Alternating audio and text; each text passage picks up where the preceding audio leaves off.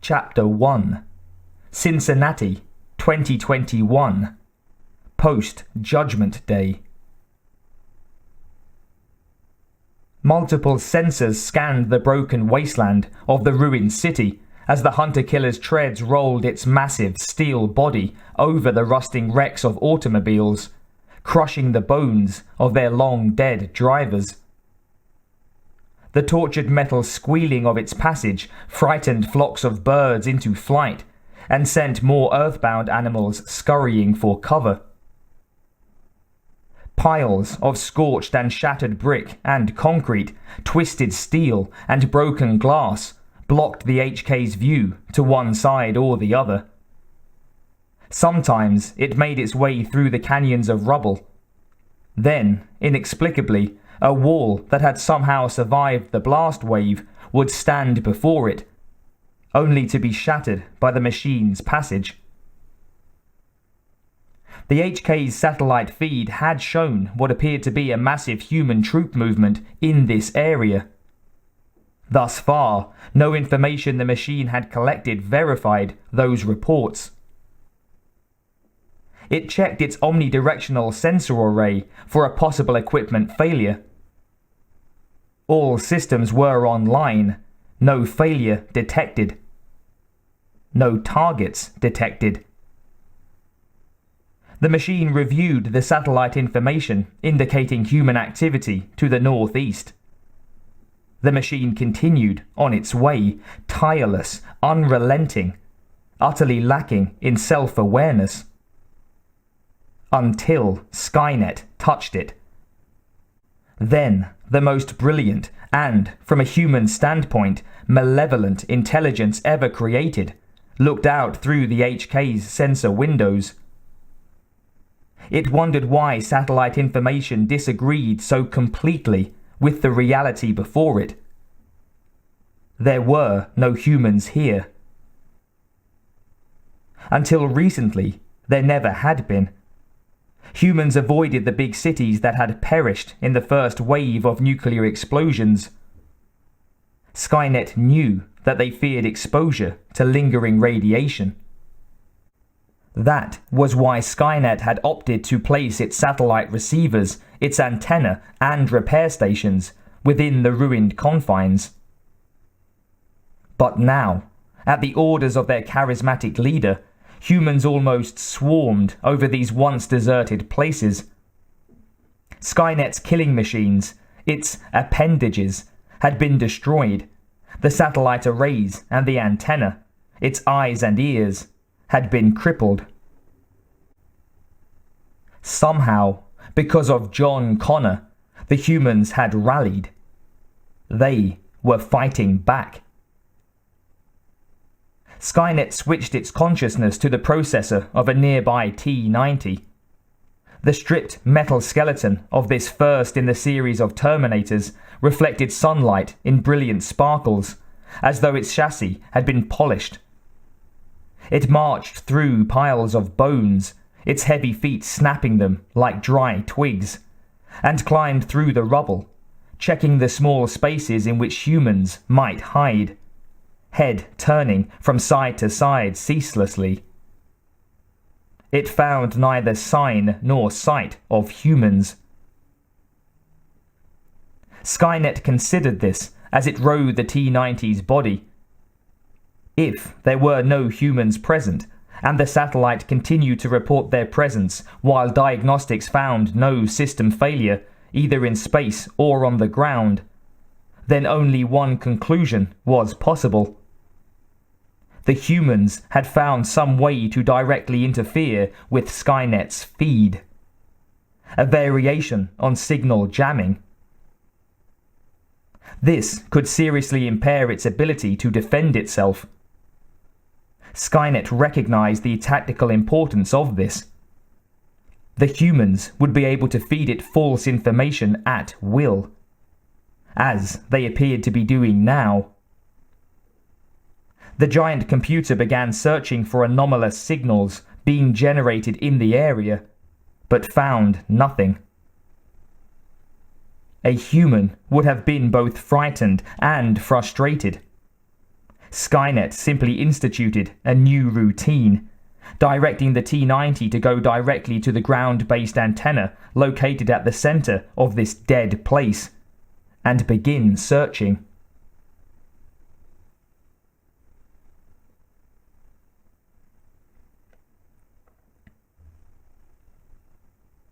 Lisa Weinbaum hunkered down as low as she could and checked her watch. Only 40 seconds since the last time she'd looked.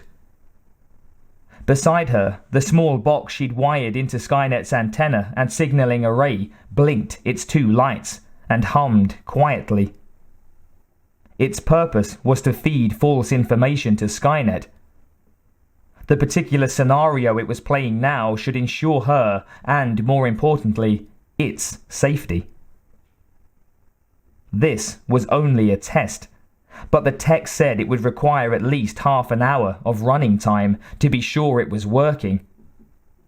5 minutes more, and she was out of here. She hoped.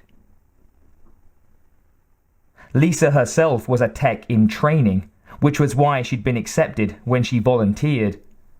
They couldn't risk losing a full tech, and she had enough education to understand the instructions her trainers gave her. It lent the mission an extra edge. And, as it turned out, once she was on site, implementing the unit had required some jiggering to make things work properly. But so far, all signs pointed to a successful test. If it was, then getting out of here ought to be a walk in the park. Whatever that means, she thought, scanning the lumpy horizon. It was something her dad used to say, one of those sayings where you picked up the meaning from the context. Like piping hot or having your cake and eating it. What the hell was cake anyway? She checked the time. She'd succeeded in distracting herself for 30 seconds this time. If the test was working, then Skynet's forces should be stumbling to the northeast, searching for a mythical force of humans advancing on the city. She heard the sound of metal striking stone, and her breath froze in her chest. Weinbaum stretched her neck forward, straining to hear. Was it something falling? Or was it something coming? Cautiously, she backed away from the open service hatch towards the unit. The techs might want half an hour of running time, but they were going to get a few minutes less. Weinbaum stood beside the console and began to dismantle the jury-rigged connections she'd made. With quick-fingered efficiency, she had the unit disconnected in seconds. Then, metal struck stone again. She let out her breath in a little huff, feeling strangely hollow from the chest down and surprisingly calm. I'm caught, she thought. What to do? She couldn't let them find the unit. Weinbaum looked around at the explosives she'd wired the place with. Her own idea, not orders. Just as it had been her own idea to forsake her uniform for this mission. She'd thought it better not to ask, on the grounds that it was easier to obtain forgiveness than permission. Assess your risk, she told herself. Carefully, she placed the unit beside the explosives, then moved to the open access hatch. She'd sacrifice it, if there really was anything outside. There was always a chance that she might have to evade capture, but in the event that she was unlucky, it was best not to let the unit fall into enemy hands. With the detonator in one hand and her phased plasma rifle in the other, Weinbaum stared out into the wasteland, hoping she wouldn't see anything.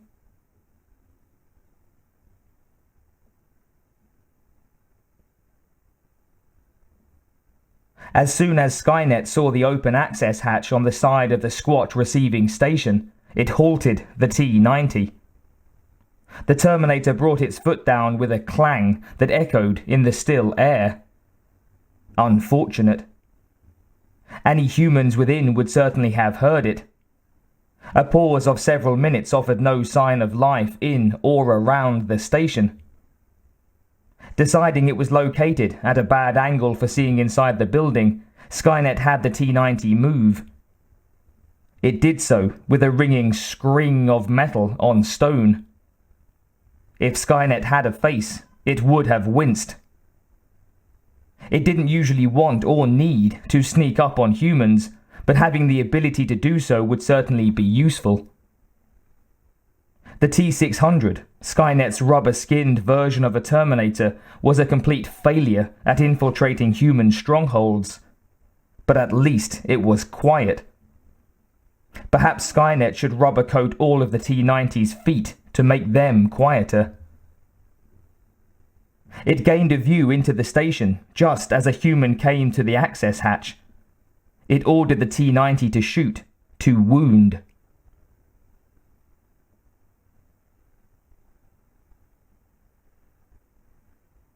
Weinbaum found herself staring into the muzzle of a Terminator's plasma rifle and without hesitation pushed the button on her detonator. The blast sent her flying through the doorway, unscathed, until she slammed into the remains of a concrete pillar, whereupon she blacked out. When she opened her eyes, she was still stunned, but not so out of it that the sight of the T-90 looking down at her, its glowing red eyes moving up and down her body, wasn't terrifying. Its human teeth, always startling and bizarre, gave the thing a maniacally cheerful aspect. You almost expected to hear it laugh. Beyond the terror, she began to feel pain, and as soon as she became aware of it, the pain grew into a sharp, tearing, icy agony that made her whimper.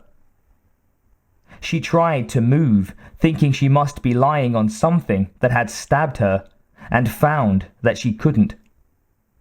Weinbaum gasped. She couldn't move. She couldn't get away. This is a nightmare, she thought desperately. This has to be a nightmare.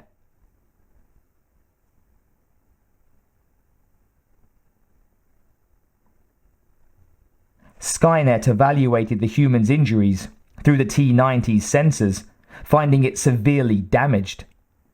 It also evaluated the human on other levels. This was a female. The features were even and the body was well proportioned. Her hair and eyes were light in color. Skynet's reading of human documents revealed that most humans favored such a combination, found it pleasing. After interrogation, Skynet had a use for this human in another project. It was just getting underway.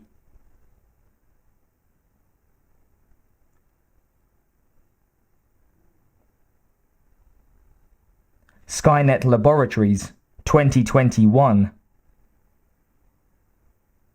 The human scientist in charge of Skynet's Infiltrator project had all she could do to keep her face a smooth mask of indifference. It was wasted effort. To Skynet's multiple eyes, she did not succeed. Her lips and nostrils twitched perceptibly, and her eyes and pupils widened. Before her, on the cold metal table, lay a human being, still living, despite being so grievously damaged that its gender couldn't be determined. "And this is?" the scientist asked. "Genetic material for use in your project," Skynet answered. Its voice was warm and male, with a slight accent. "This female has attributes that I want you to incorporate into the I-950 units. She was attractive, brave, and had the ability to function by herself." The scientist frowned. "All humans can function by themselves," she pointed out. "I disagree," Skynet said. "Or perhaps we have miscommunication. Most humans are social and require constant interaction. This human seems to have developed in a sparser social environment. I need that ability to be solitary. To do superior work without needing constant reinforcement." The scientist nodded thoughtfully, her eyes running up and down the ruined body. "Harvest her eggs," Skynet said. "Then terminate her."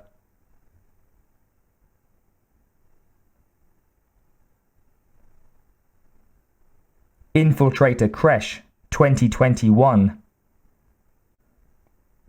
Thera cleaned the unprotesting infant efficiently and diapered it, laying it gently but not tenderly into its crib. It was a beautiful baby, despite the ugly wounds on the sides of its head. But it was unnatural. Even without the strict instructions to see solely to its physical needs, she wouldn't have been tempted to cuddle it. The baby's unwavering stare, its stillness, and its tendency to cry only when hungry or in need of a change was creepy. I'd sooner cuddle a rat. The child was something Skynet's pale scientists had come up with. Therefore, there could be nothing wholesome about it. Thera was only 14, but she knew evil when she met it. She'd also learned when to stay silent and obey. Thera had been a prisoner here for 2 years. A slave, really. She despised herself for continuing to buy her life with service to Skynet. But it was warm here and clean, and there was plenty of food. She hadn't had to eat a rat or bugs for a long time, and she didn't have to buy her food with sexual favors. Nor did she live in constant terror of the HKs and Terminators. They were here, but they ignored her because she belonged to Skynet. She could endure the shame if it gave her the chance to live. Thera glanced at the child as she tidied up the mess of the changing. What was that thing? And what did its existence mean for the free humans? If there even were any anymore.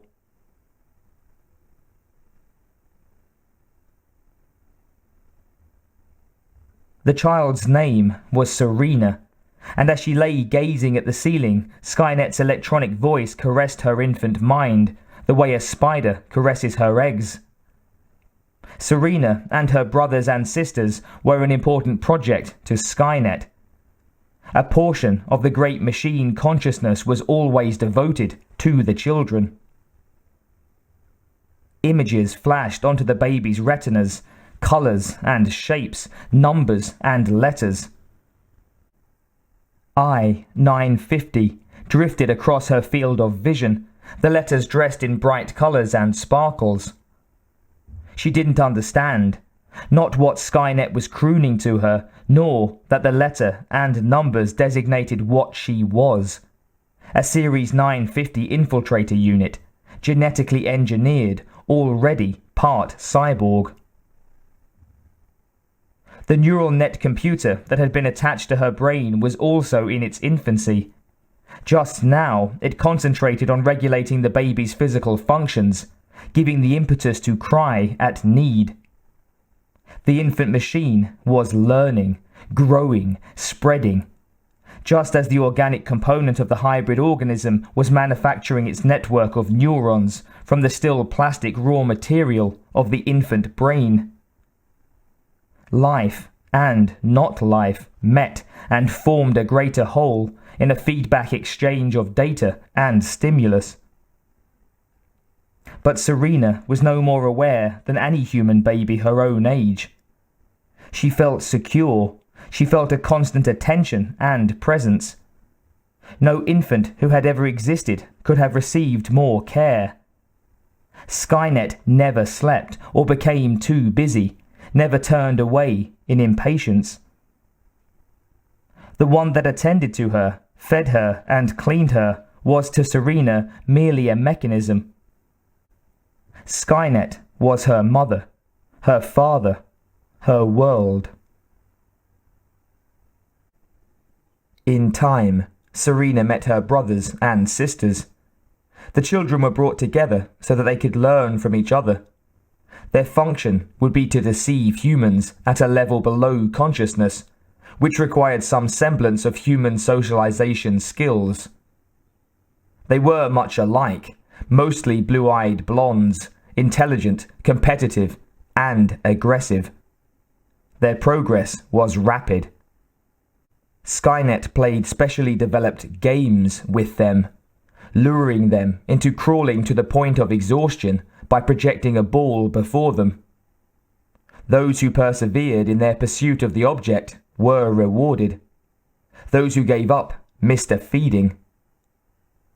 The babies quickly became disciplined and determined, capable of delaying gratification and focusing attention, or they were eliminated. Their human attendants, crouching with their backs against the white walls of the soft-floored room, uneasily watched the infants crawl relentlessly to nowhere, their bright eyes fixed on infinity, silent except for a minimal amount of cooing. "What are they doing?"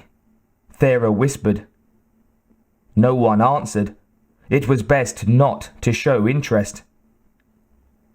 Thera subsided, watching her panting charge creep rapidly forward, occasionally reaching out with a chubby little hand, then focusing herself and forcing to crawl a little farther.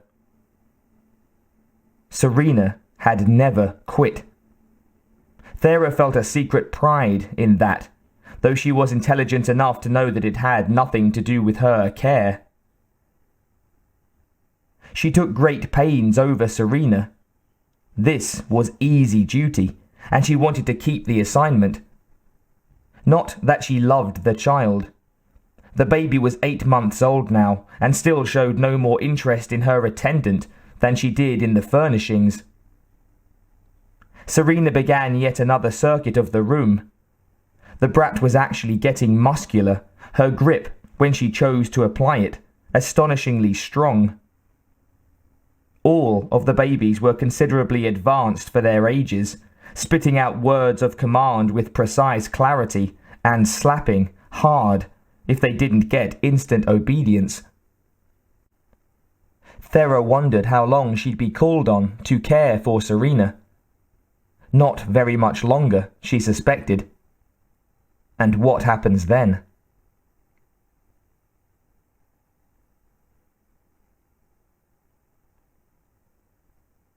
Infiltrator Creche, 2025. Serena, now a naked toddler, sat cross-legged on a lightly padded steel table, chubby hands resting on her knees, listening intently to a human scientist. "We're beginning an important phase in your development today, Serena," the woman explained. Her voice was cold and flat. Her faded brown eyes examined the child as though she was nothing more than a specimen, which of course she was.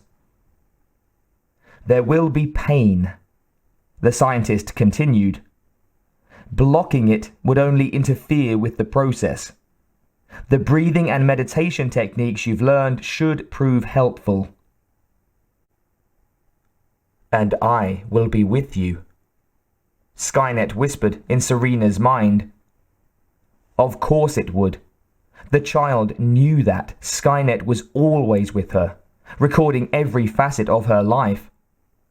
Certainly it would be with her at this important time, recording the process so that even if she should die, as so many of her kind already had, no knowledge would be lost. This was right and good, and she approved completely. Serena and her age mates were capable of emotion, but the range was chemically limited. The computer parts of her brain and body carefully regulating the secretions of her glands, occasionally applying a minuscule jolt of electricity to soothe an overexcited portion of her brain. She was never angry, never happy, almost always content. She did not love Skynet, though she was completely devoted to it. She did not take pleasure in serving it, but sensed a rightness to that service that satisfied her utterly. The process she was about to undergo had been attempted many times before. None of the subjects had survived. But her chances of survival went up with every experiment, since every failure provided information, and every failure had resulted in fine-tuning and procedural evolution. It will take approximately 6 weeks, the scientists said. Then there will be a period of natural growth for 4 more years, followed by another session of accelerated growth.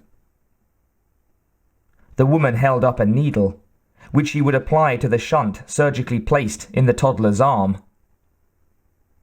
"Are you ready?" Serena nodded. She'd learned early that without such constant reassurances, humans assumed you weren't paying attention. Then they became resentful and impatient. The scientist injected her.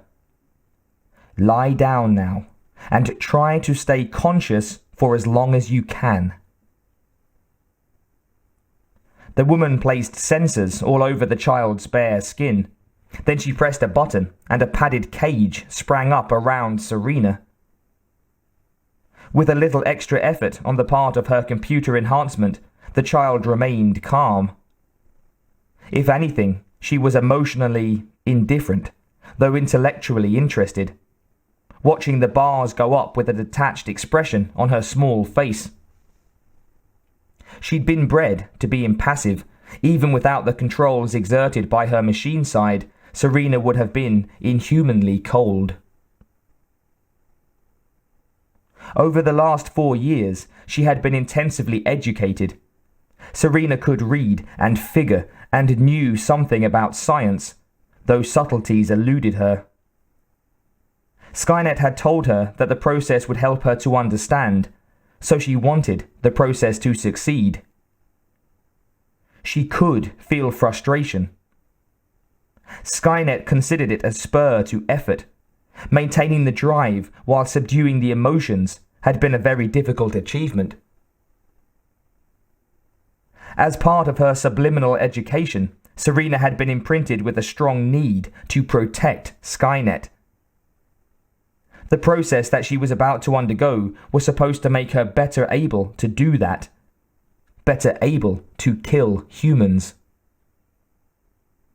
Skynet had told her that she wasn't human, despite the obvious resemblance. It had told her that humans wanted to destroy them both, and that her function was to learn everything about them so that she could keep them from doing this. Serena wanted to live only a little less than she wanted to protect Skynet. In fact, the two objectives were so closely linked in her subconscious that there was no meaningful distinction. The pain began as the cells of her body were driven by the administered chemicals to split and reproduce at a rate she hadn't experienced since she was in the womb. Serena patiently suffered the pain for a while so that her conscious brain's reaction could be recorded, noting the sensations as they intensified. Then she began to alter her breathing, working to place herself in a protective trance.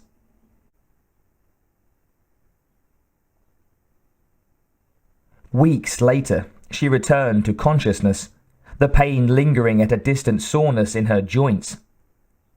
Physically, she appeared to be an 11-year-old child, just on the verge of puberty. She would be allowed to pass through this delicate physical stage normally for the next 4 to 5 years. "You have done well," Skynet informed her, using the machine language it preferred for communication with its children. No other has survived before. A feeling of pride swelled in her chest. Serena considered it with mild curiosity. Skynet observed the chemical change in her brain that signaled a pleasurable emotion. "As you grow, you will experience more of these sensations which humans call emotions," It advised her. Humans feel them much more strongly. Humans can be controlled by manipulating their emotions. You must experiment. Allow yourself to experience as many of these sensations as you can. Learn to control them. Allowing them to control you means failure. Failure means death. She would not fail. Why then must I experience emotion? She thought, said.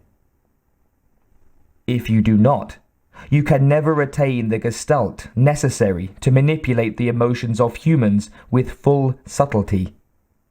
The machine intelligence answered. I, myself, cannot do so with an acceptable degree of consistency. Through you and your siblings, this ability will be added to those of the central intelligence. If you succeed. I will succeed, she said aloud.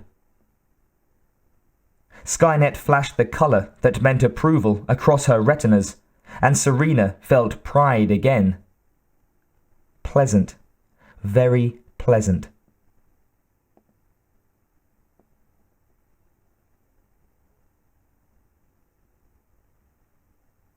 More and more of her sisters and brothers survived the acceleration process, and soon Serena had sufficient sparring partners at last. The children were put to weapons training and hand-to-hand combat under the tutelage of T-101s.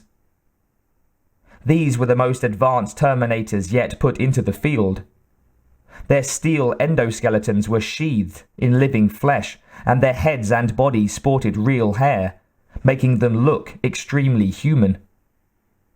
All were made to appear male, as the Terminator battle chassis was massive, and no one could ever mistake one for a woman.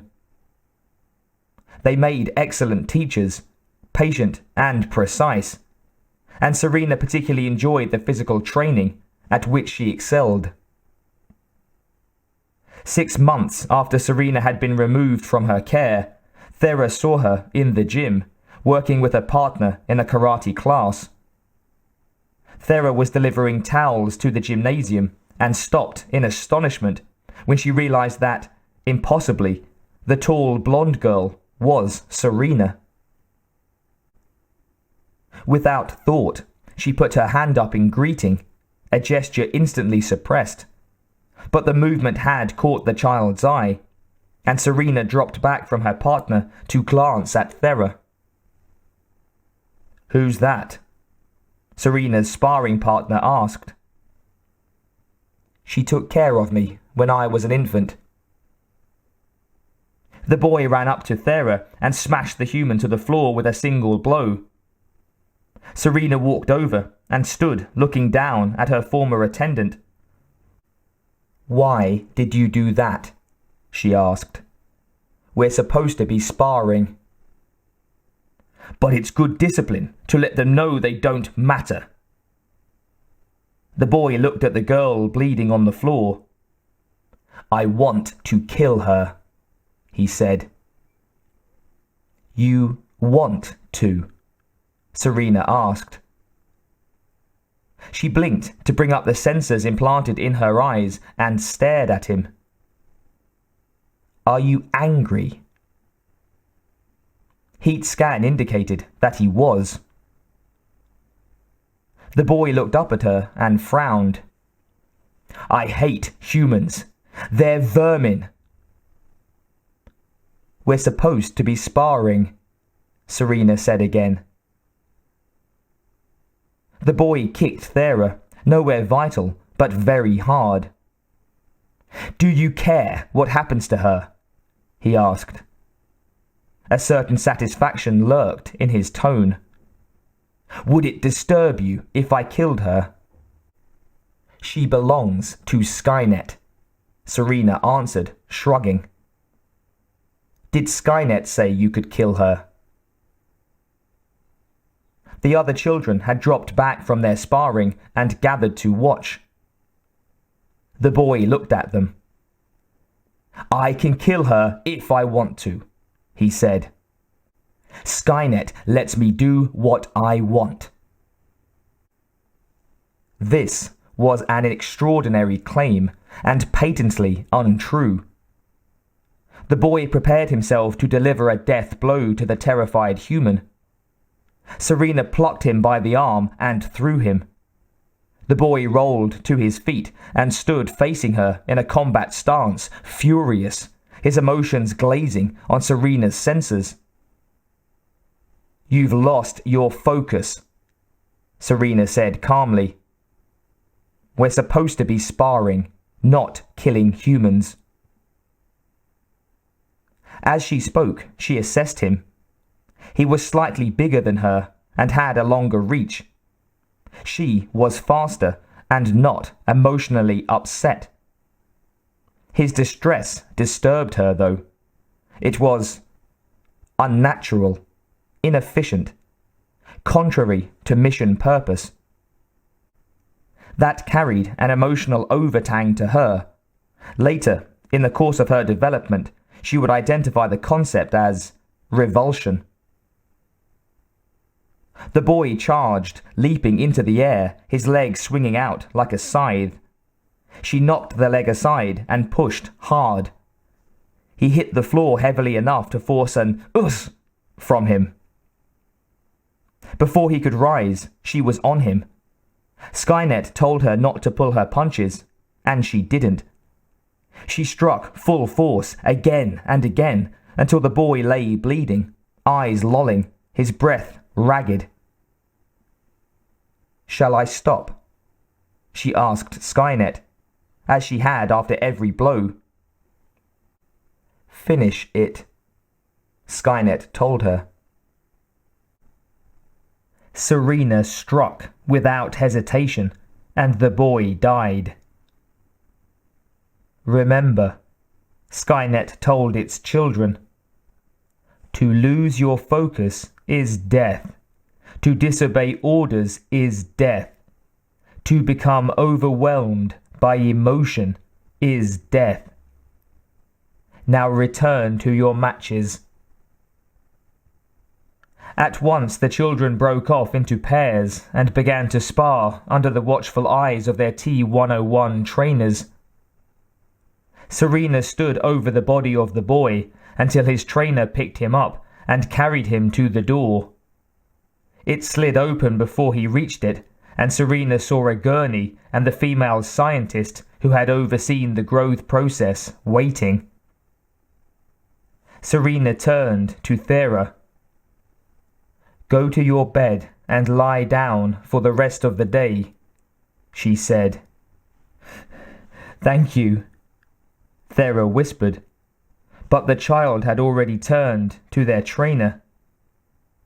The human girl struggled to her feet and stumbled out, suppressing her sobs. Anything to avoid attracting more attention. She felt a small glow of warmth towards Serena. She should have felt grateful to Skynet, for it was Skynet that had saved her. But she was, after all, only human.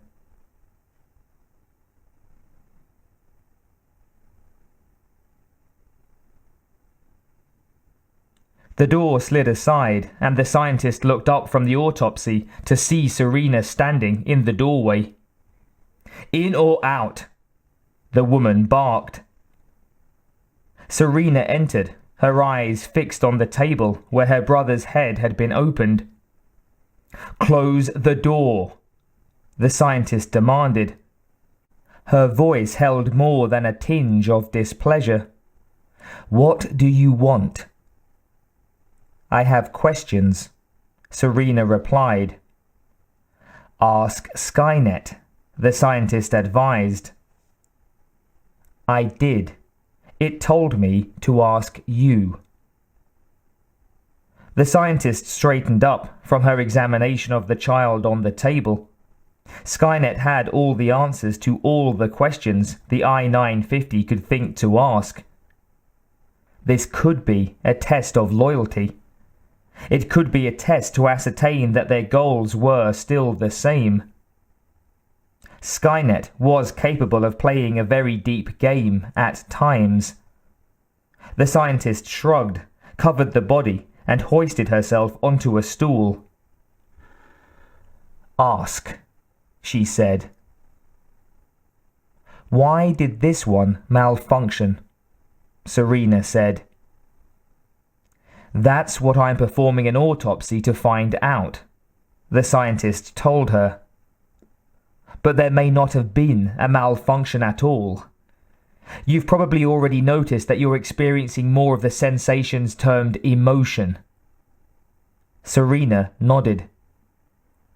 "Your computer has been instructed to pull back on its control of your glands.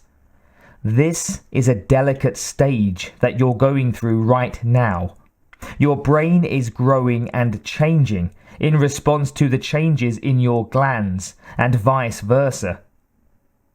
As these developments are not completely understood, it seems most efficient to allow them to go forward without interference. That means that occasionally you and your age mates may experience strong emotional reactions. Given your genetic makeup, these will be less extreme than a human adolescence would experience, but they will happen."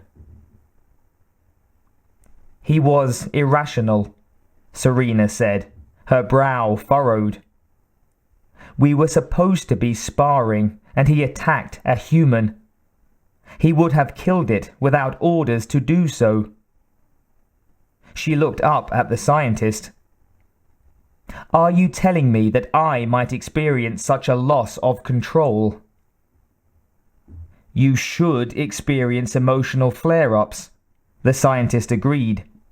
"I think they'll be unavoidable, though you are not completely human in the strict sense. We incorporated some DNA from other animals into your makeup, for example. Your organic part was formed primarily from human genetic material and..." She held up a finger. "Despite your extensive computer enhancements, you're fundamentally organic. You all have fully functional reproductive organs, for example. They are at the root of most of the disturbances. Millions of years of selective pressures are involved." "Can we not analyze and anticipate these pressures?" Serena asked. "Eventually. But given enough time, random mutation and selective pressure can mimic intelligent design. Given enough time, they can mimic any degree of intelligent design, and intelligence is a recent development." Serena frowned. "I understand," she said at last. "Detailed analysis would require more time than this project has been allotted, and chaotic effects are involved." The scientist nodded. "Therefore, especially at this time in your development, you will be inclined to experience some human-type reactions. You may want to be rebellious, and you may become more aggressive or suddenly and profoundly unhappy." The scientist pursed her lips. "Perhaps we should inform your age mates of this, so they'll be on the watch out for those fluctuations, and therefore in a better position to control them." "That would be advisable," Serena said. Certainly, she felt that she would be better able to control such experiences if she knew they were possible. Being controlled by emotion is death, Skynet had said. She continued to study the human scientist before her. "Why do we need reproductive systems?" she asked. "Isn't it easier to create 950s in a test tube?" Not necessarily. You and your age mates are the result of intensive genetic research. Whilst it is true that we should be able to reproduce, more or less, any one of you, The simplest way to do so was to make you self-perpetuating. The scientist raised her brows questioningly. You don't mean that my sisters and I should become pregnant? Serena asked. The idea repulsed her. How could we possibly serve Skynet then? Your eggs would be fertilized in vitro and would be implanted in human surrogate wombs, the scientist said, with an impatient gesture. And you're infertile with ordinary humans. But everything depends on the situation. So we've allowed for the necessity of your producing offspring naturally. You are, she said, leaning forward, even capable of reproducing by parthenogenesis, under the right circumstances, of course.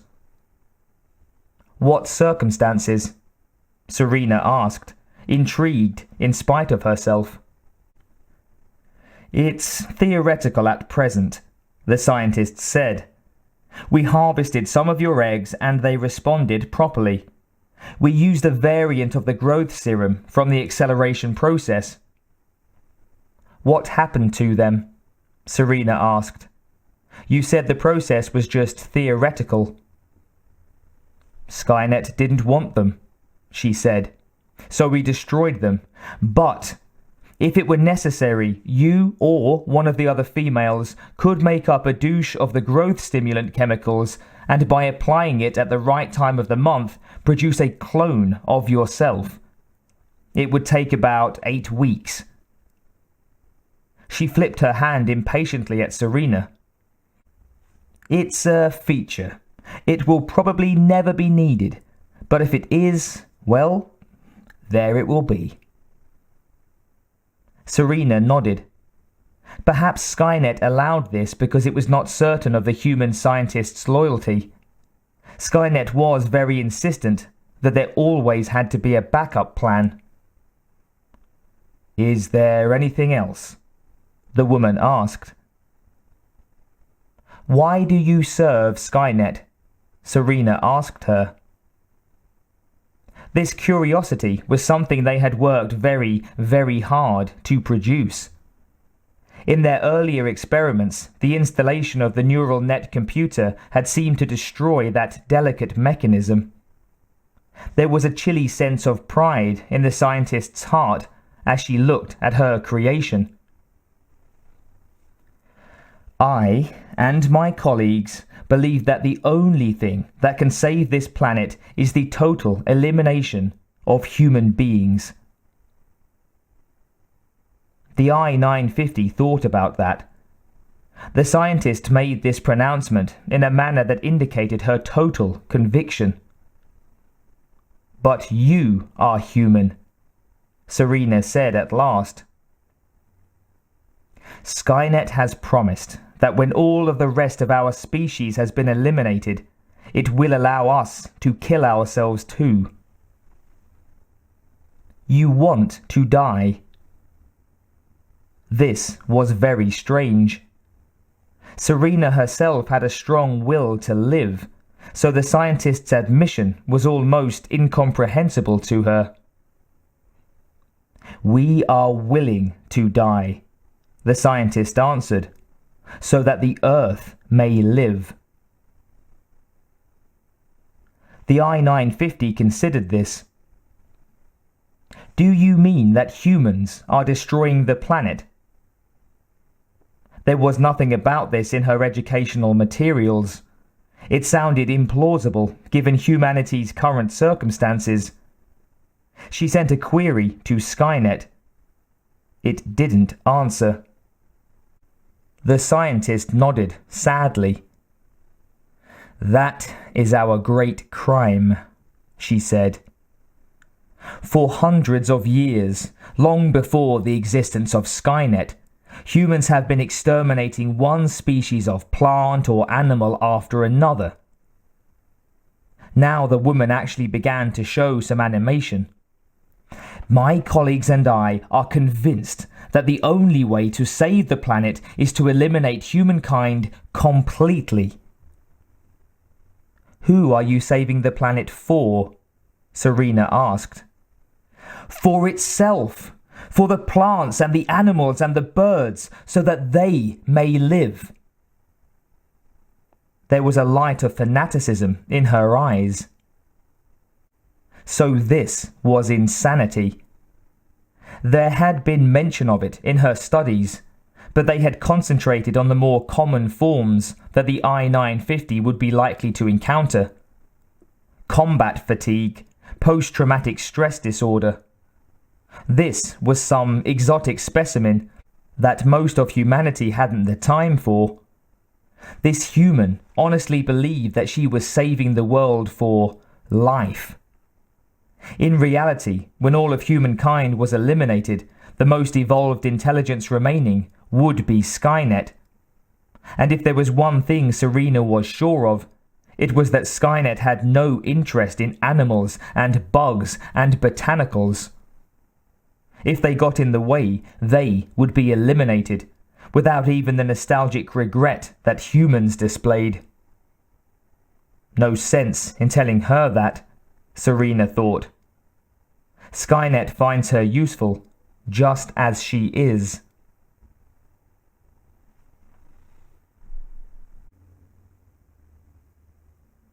Serena sat still, observing on the screen that Skynet made of her eyes the bizarre behavior of two human slaves. The two, a male and a female, had met in a darkened and apparently forgotten storage room.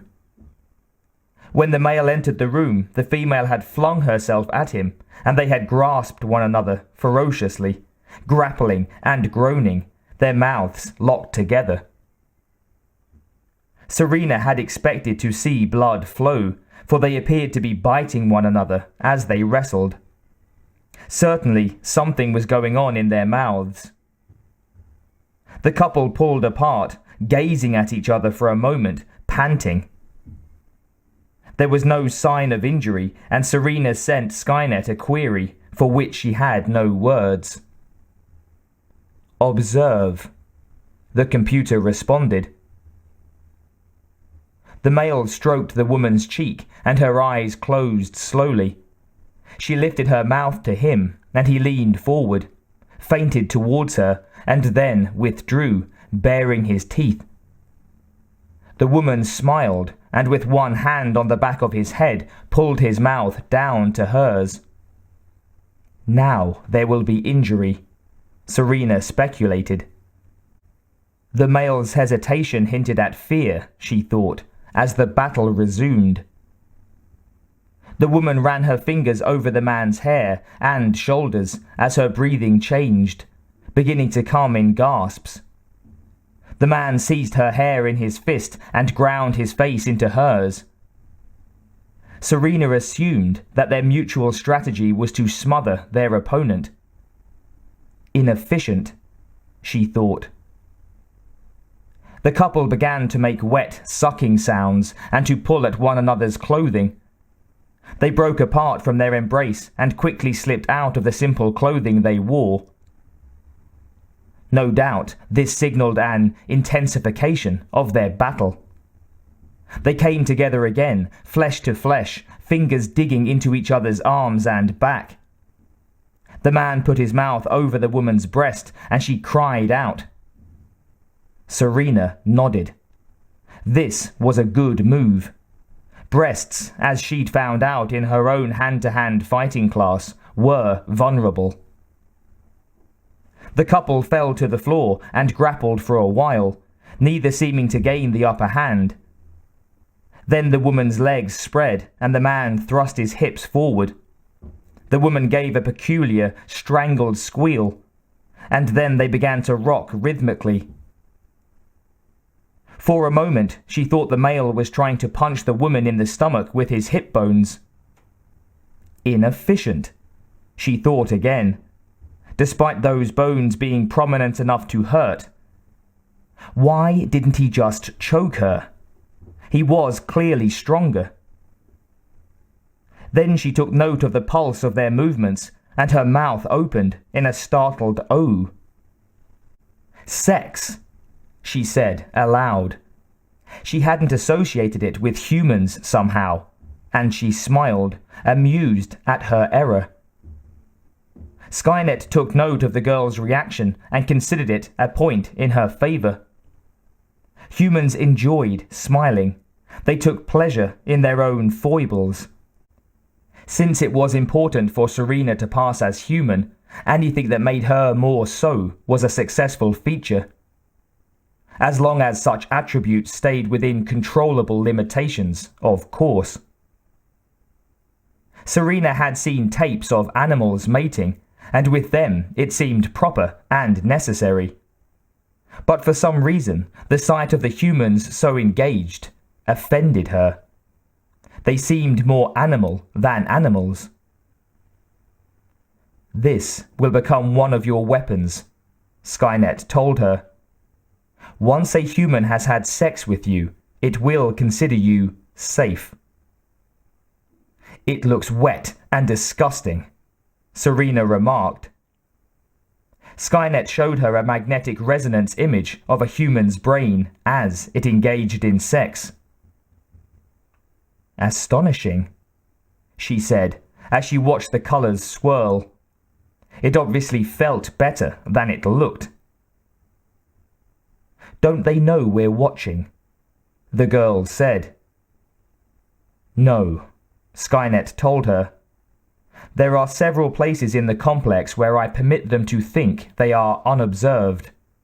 This one is almost always used for this purpose." Creatures of habit. It is equally true that they are unpredictable, and thus a challenge. Serena enjoyed challenges.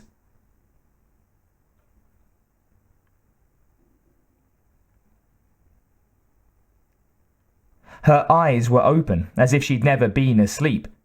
Serena sat up in her cot, straining to hear. "Invasion," Skynet told her. "Stop them." She rose and entered the bright corridor barefoot and wearing the simple shift she slept in. Mystified, she noticed that none of her sisters or brothers had been wakened. "Where are they?" she asked. In answer, Skynet flashed a map of the corridors showing the location of the invader with a flashing dot. There were probably others, but this one was her assignment. As she trotted down the hallway, Serena wondered how the humans had found this facility. It was small and discreetly underground. Its only product was biological and therefore hard to trace, unlike the giant factories that produced the war machines and the soldier robots, the mines and foundries and chemical plants. True, it held a node of Skynet, making it a worthwhile target. But even the destruction of that node was bearable. Skynet's main location was well out of their reach. All other systems were multiply redundant. The destruction of this node would mean only that a new laboratory would be created elsewhere. The only significant loss would be Serena and her siblings, and the scientists who had created them. "How did they find us?" she asked at last, unable to suppress her curiosity. "A human escaped," the computer admitted. "It led them to us." This confession of fallibility on the part of Skynet shook the girl to her foundations, but she pushed the information aside as irrelevant. She would consider it later. Observing her reaction, Skynet recorded another success in her training and attitude.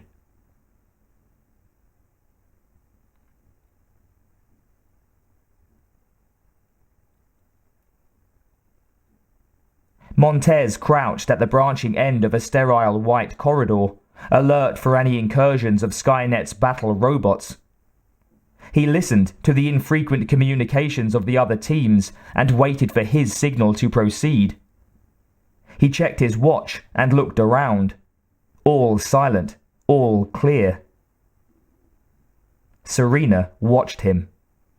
A brief scan in the ultraviolet range showed his fear, any overt sign of which was hidden by the gas mask he wore.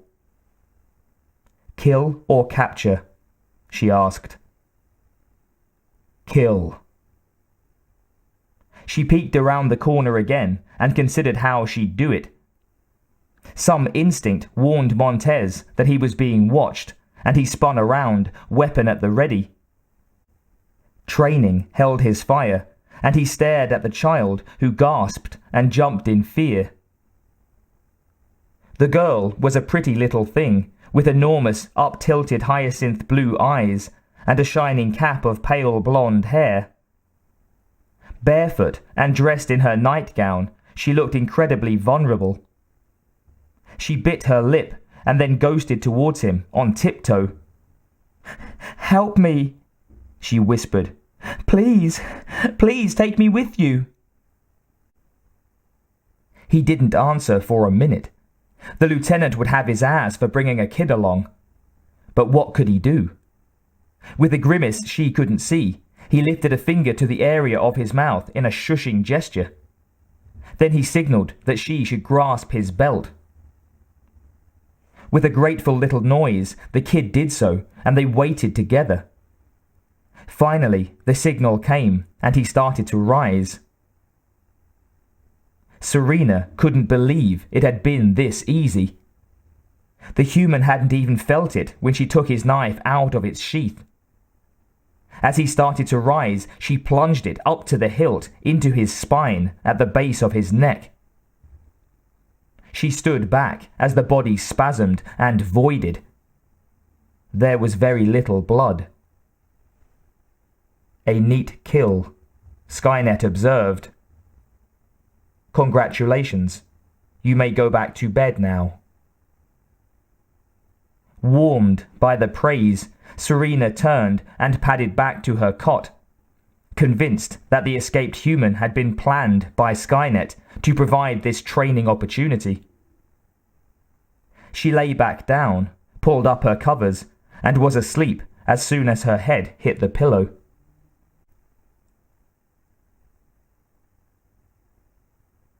Infiltrator Creche, 2028.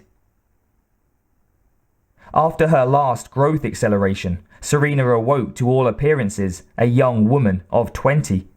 Her hair had darkened to the color of burnished bronze, and she moved with the animal grace that only an inhuman perfection of nutrition and training could have produced. She received enhancements to her neural net computer implant and could now freely access Skynet's data systems, or any other system that Skynet had ever interfaced with or recorded. And given a little time, virtually any system complex enough to have an operating code. To power the mechanical subsystems, she had an improved biological fuel cell running off of her bloodstream that would never need to be replaced, as long as she herself was viable. Most intriguing of all, she now had the ability not merely to communicate with Skynet, but to actually merge with it. Skynet itself could take control of her body, using it as an extension of itself. For Serena, the experience was numinous ecstasy. She was given her mission at last. Her function would be to gain the confidence of humans in order to discover their plans and, if possible, assassinate their officers. Her particular mission was to find and destroy John Connor, the human leader.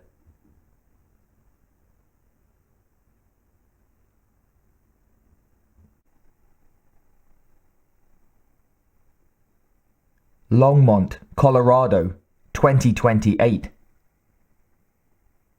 Crouched behind rubble, Serena peered at the humans through the ribcage of a skeleton. Their ingenious destruction of the satellite transmission tower had left Skynet temporarily blind in this area, allowing them to move freely in daylight. She was to join this team and follow them back to their base. Her cover story was that she was the lone survivor of a scouting party. She bore artistic and, deliberately, though not seriously, infected wounds as proof of her ordeal. She also bore dispatches, genuine ones, from one of Connor's lieutenants to the commander of this particular group. Skynet had determined that passing on the documents would have a negligible effect on the war and would support her story nicely.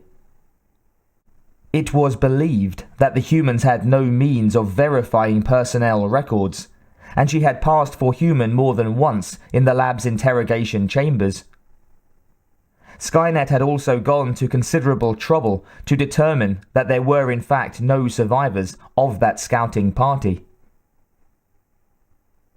Serena followed her targets at a distance, watching their movements and imitating them with perfect mimicry. She noted their hand signals and found a file on them, making the full set available to herself. The I-950 stalked the humans all day, taking note of where they holed up for the night in a huddle of ruins whose charred walls stood above the surrounding sea of rubble, scrub, and tough dry weeds.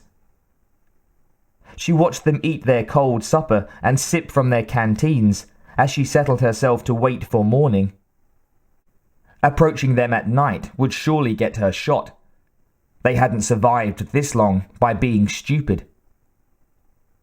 They'd been heading north out of the ruins of a megalopolis, and because of the terrain, they would continue to do so for some miles. Farther on, the landscape flattened out, natural cover increased, and the number of routes they could take would expand. She'd place herself in their path a few miles farther ahead and let them discover her. It would be best for them to stumble onto her trail by themselves, much less suspicious. After a moment's consideration, Serena decided to begin laying a trail several kilometers back, in case their commander was of a cautious nature, leading to the place where they would find her. 5 ought to be enough. She started off at a lope. This might be more elaborate than was strictly necessary. In all probability, the humans wouldn't be too alarmed by her. She was, after all, wearing their uniform, bearing dispatches and wounds, and clearly wasn't a Terminator. Serena allowed herself a grin at the thought, for practice. Humans did such things, even when alone. No, she couldn't be a Terminator.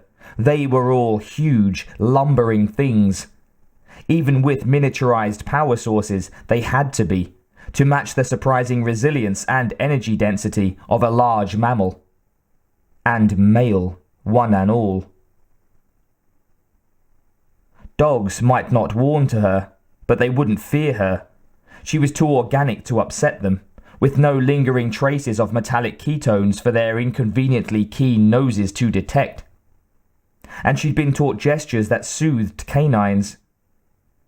Several puppies had lasted as long as 6 months in her company, before becoming non-functional and being destroyed. Serena was careful. The signs she left were few and far between. In one place, rolling around on the ground as though she'd slept, then covering the traces almost as well as she could. The farther she went beyond the human camp, the more obvious the signs became, to mimic the effects of increasing fatigue and fever. She didn't want them to suspect they were being led into a trap, or to be surprised. When surprised, humans tended to shoot first and ask questions later. At least, the ones who'd survived this long did. Finally, Serena laid up just as dawn was approaching. Supposedly, she had been out of touch with other humans for a while, and so wouldn't know about the raid that had blinded Skynet. So she'd only be traveling by night. That directive had never made sense to her.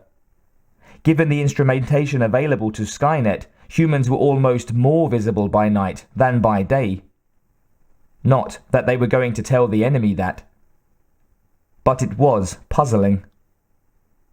Perhaps, since humans couldn't see very well at night, darkness made them feel invisible, even when logic should tell them that they were very much exposed. Serena was actually tired as she lay down, not in the state of crawling, panting exhaustion that she would be experiencing if she were human, but tired. The infections that she'd nursed in her wounds were bad enough now to actually be bothersome. Should she allow them to get worse? Yes, she decided. A raging fever would be a nice touch. Her computer would see to it that it didn't become too dangerous, as well as keeping her delirious ravings, should she become genuinely delirious, on such safe topics as the horrible destruction of her squad. When next she became aware, she felt someone wiping her face with a hot, wet, very rough and foul-smelling cloth. Then, whoever it was made a loud, grunting cough. Not human, her computer supplied. Then, a moment later, feline, large. Serena slitted her eyes open and closed them at once. Her heart sped up slightly. She dampened her adrenaline flow and got it under control. It was a tiger. After the destruction of the human habitat, many animals that had been kept in captivity had escaped. Many had died, some had thrived. Being prolific, voracious, and cunning, tigers had done very well. By the time human prey became scarce and wary and well armed, other animals had bred back enough to compensate. Risking another glance at the animal as it sniffed her abdomen, she realized that she was in luck.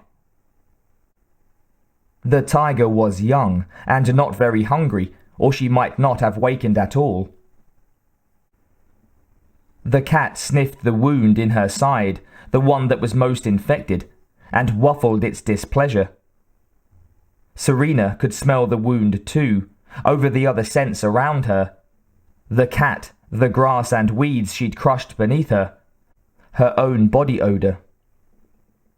Maybe that was why it hadn't taken a bite out of her. She smelled rotten. The tiger moved so that it was standing over her with its back to her head. It sniffed at her crotch. With exquisite care, she drew her knife, so slowly the cat was unaware of the movement. It licked at the blood that had dried on her pant leg, took a small, cautious bite. Heat scan marked the exact spot where its heart beat, and she plunged the dagger into it with one swift stroke. The cat collapsed without a sound. It was a young cat, nowhere near the 600 pounds it would have been full grown. It must weigh only half that. Serena pushed at the creature and, to her astonishment, couldn't budge it. She felt its blood soaking into her uniform, and the knife's hilt dug into her side quite painfully. But she couldn't get the leverage to push the thing off her, and frankly, didn't have the strength. She fell back with a hiss of exasperation and assessed her condition. Her fever was 103, and she was physically exhausted. Outwitted myself, she thought. She gave the computer permission to begin stimulating the repair of her body. She could be in much better shape than this and still convince humans that she was at death's door. After a few moments, her temp was down a degree, and she made another effort to shift the tiger's carcass. After a few minutes, she flopped back down again. "Help!" she said facetiously. "Hands over your head!" a male voice snapped. Serena's eyes popped open in surprise. "Burns! Serena!" she blatted out, surprised at the strangled sound of her own voice. She rattled off her serial number and unit. With effort, she managed to raise her head high enough over the tiger's hips to see two very ragged individuals, both male. Mentally, she congratulated herself. They were the advanced guard for the unit she'd been following. Hands up, she thought. That seems a bit superfluous. I'm half buried under this immovable, overgrown pussycat, and they want my hands up. These boys have been in the field too long. Help! She said feebly. They continued to advance cautiously, and she couldn't control her amusement, breaking into chuckles despite her wounds and the weight of the tiger. Even at her most subtle, she couldn't have arranged such a scenario. This was way over the top to be anything but real. So what did they think was going on here, beyond what was going on? To be fair, though, the tiger is dead. If you're looking for its mama, I don't think you need to worry, she said at last. It's not full grown, but I think it's old enough to be on its own. The soldiers continued to ignore her. Help! She said again. One of them came over at last and dragged the tiger off her. She said sincerely. Thank you. Jesus, lady, he said, looking her up and down. You're a mess. Serena looked at him, grinned, and for the first time in her life, genuinely blacked out.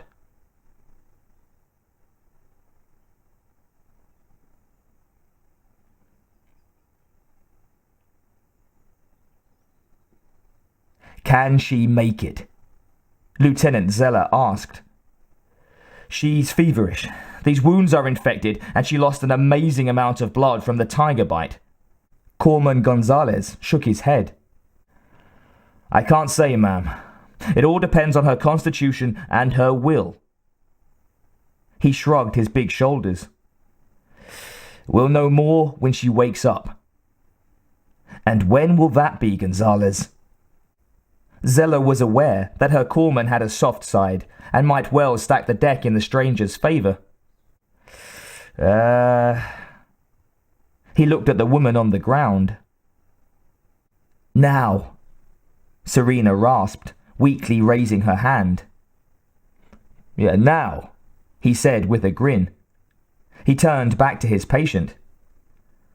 This may sound stupid, but how do you feel? Sick as a dog. I hurt all over. My arms and legs feel like they're full of hot, wet sand. She grinned weakly. Feeling this bad is a sure sign I'll live. Serena pulled herself up onto her elbows and regarded the lieutenant with bloodshot eyes.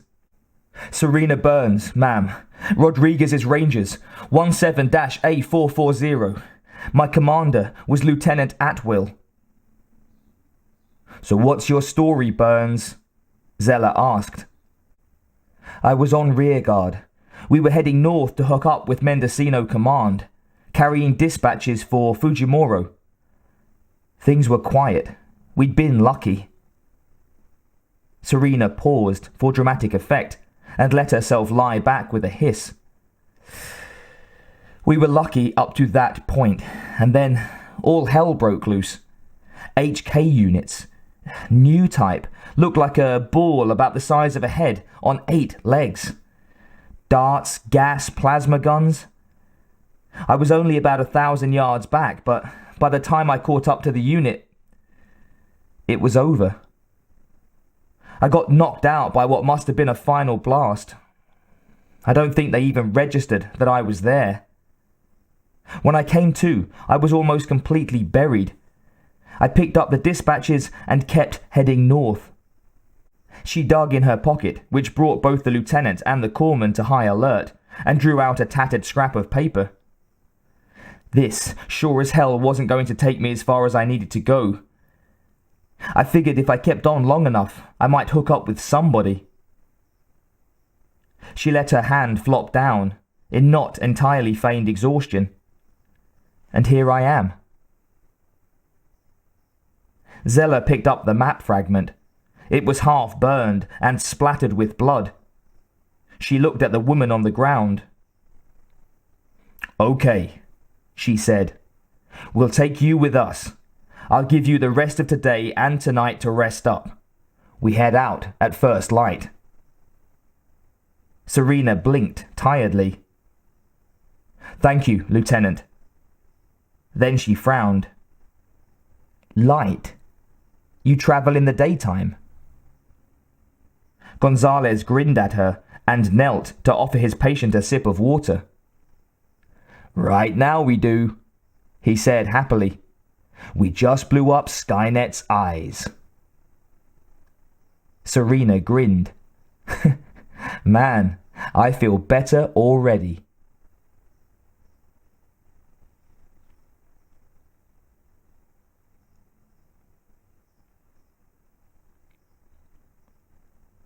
The whole troop of men and women wore their hair fairly short. The men shaved when they could. It was cleaner and offered less cover to disease-bearing vermin. Prisoners had said that to her when Serena had gone into their cells to learn. But it wasn't until now, when she got her first case of head lice, that she understood.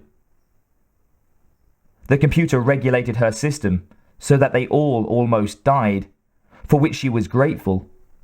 But getting rid of them all would look suspicious.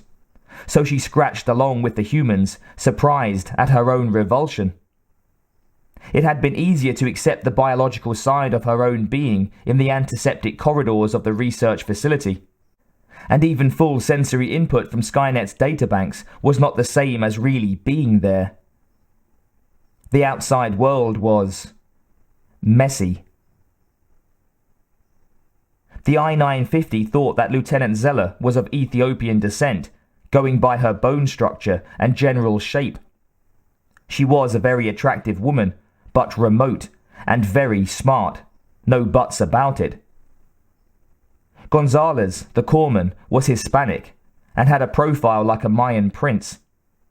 He was also cheerful, amazingly kind, and utterly devoted to Corporal Ortez.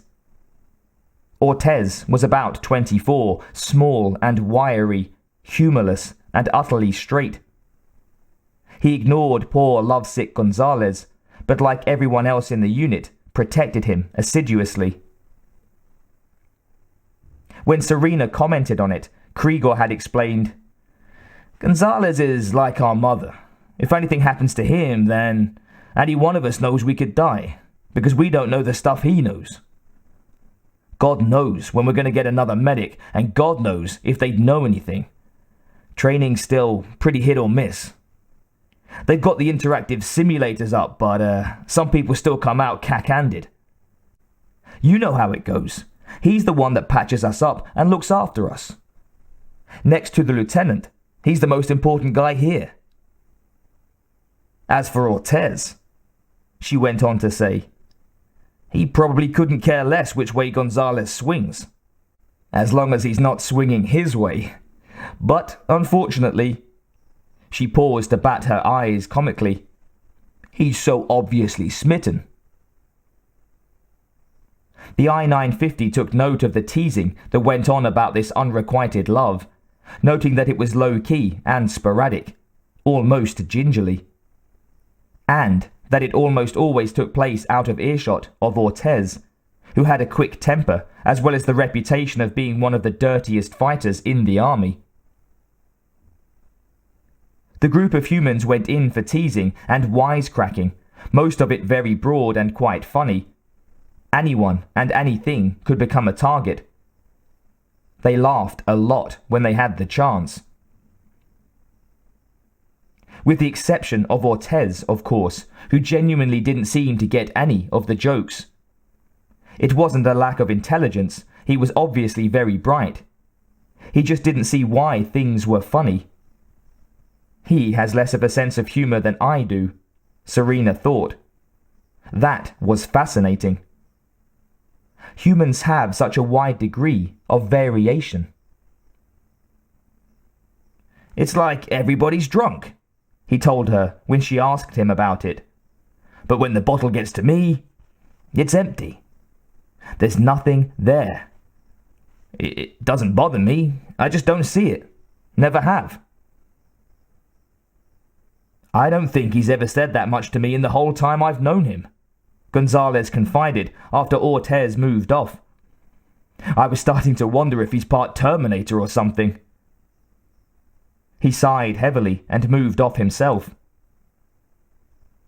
One of the men loaned her a lice comb. You got hardly any, Krieger exclaimed over how few nits she had. How come? I don't imagine my blood tastes all that good right now, Serena said.